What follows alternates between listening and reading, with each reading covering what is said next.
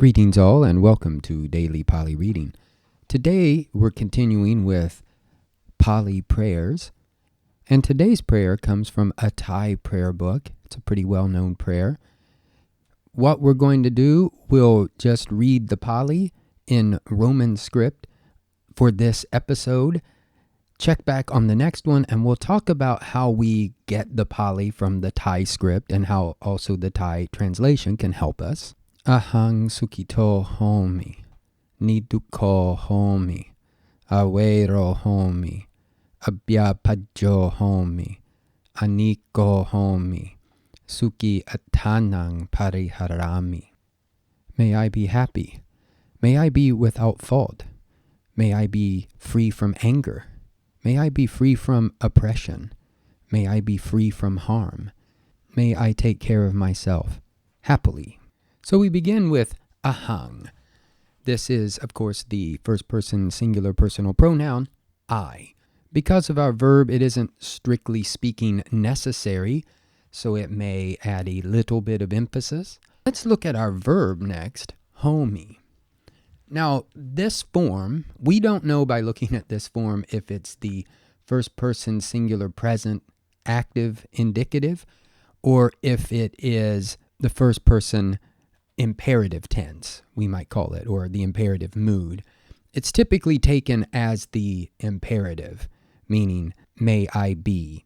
There are those who practice magic who would actually contend that stating something in the present tense is a good form of magic. That is, in this practice, one would not make a statement of the I will be such and such a variety, but rather I am. And it's interesting that this form in the Pali is a present tense form. But as I said, this is typically taken to be imperative, may I be. And since this is a form of the verb to be, it takes the nominative case, the so-called predicate nominative in English. And here we have sukhito. Sukhito just means happy. Now, on our next line, nidukho homi, obviously this homi is repeated. We'll put it here in blue. And the nidukho means to be free from evil or fault. So may I be free from evil. May I be faultless. Awero homi. I think we've come across this word before. May I be free of anger. Is there a single word? Angerless. May I be angerless. Abhyapajjo homi. May I be free from oppression.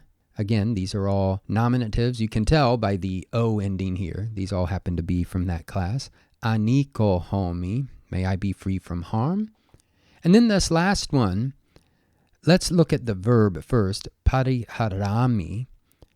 The verb from pariharati, meaning we would have to look up pariharati to find this, means to protect or conduct oneself.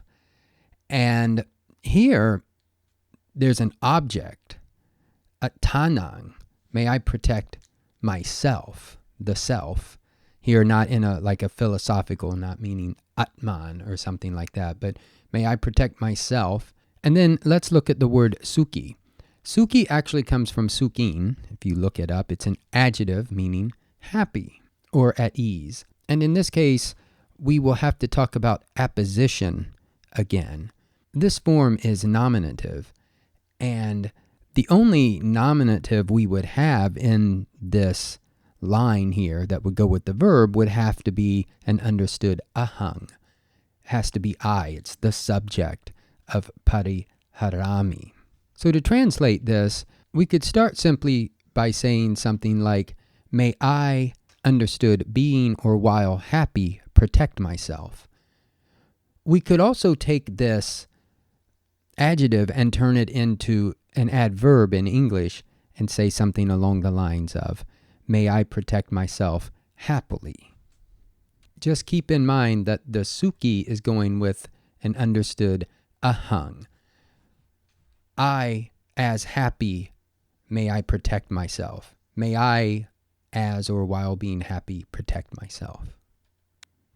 And this is typically the way that Buddhists start to send metta out into the universe. We start with ourselves. If we cannot make ourselves happy and free from anger, etc., etc., how are we going to make other people happy? How will we be able to fill up the universe with love and joy and compassion?